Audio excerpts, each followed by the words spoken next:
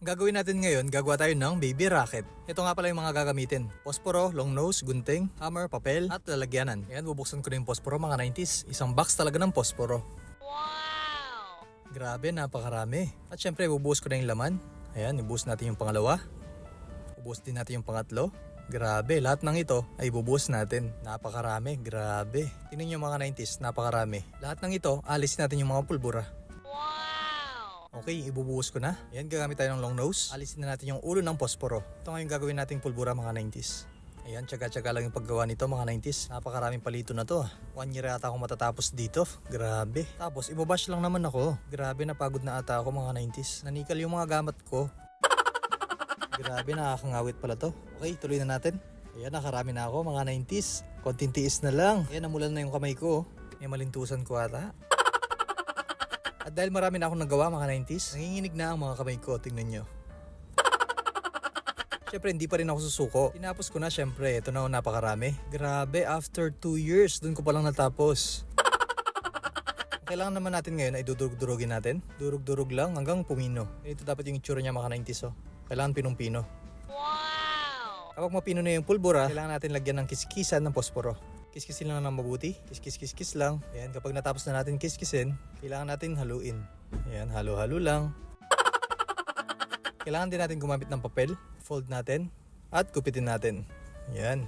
Ito na yung nagawa ko mga 90s. Nakagawa ko ng 3. At syempre, lalagyan na natin ng pulbura. Wow, excited na ako. Ayan, napakarami kong nilagay mga 90s. Para mas malakas ang putok. Pino-fold ko na nga pala mga 90s. Kailangan dahan-dahan lang yung pag-fold para hindi masira ang papel at para hindi masyadong matapon yung pulbura. Ayan, ito na yung itsura mga 90s. Ayusin natin na mabuti para hindi matapon ang pulbura. Ayan na mga 90s. At syempre, lalagyan na natin ng sinulid. Ayan, talian natin ng mabuti. Kailangan natin higpitan yung pagkatali. Ayan, dapat ganito yung itsura mga 90s. At syempre, kukuha tayo ng tingting. Syempre, kukuha tayo ng tingting sa walis. Alang-alang naman kukuha tayo sa walis tambo. Okay, lalagyan na natin at tatalian na natin gamit ang sinulid. Ayan mga ka-90s, excited na ako. Makagawa na tayo ng baby rocket. Grabe, excited na ako. Tanan! Ito na ang itsura. At syempre gagawa tayo ng marami.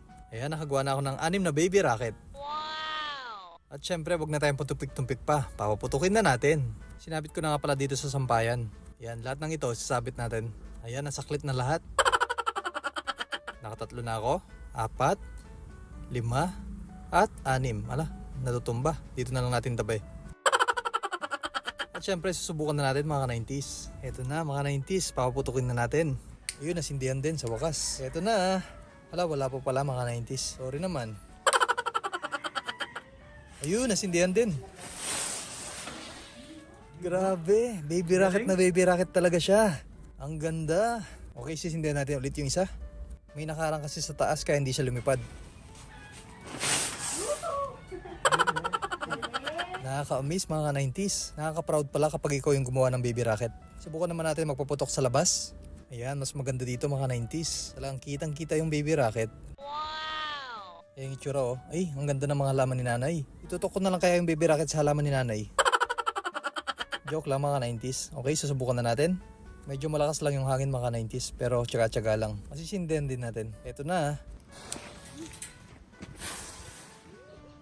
Ayun, grabe, lumipad talaga siya. Subukan natin tong isa.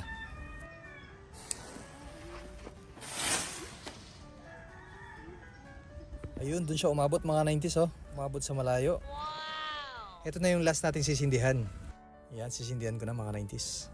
Medyo malakas lang talaga yung hangin dito. Ito na mga 90s. Ayun. Supot ata.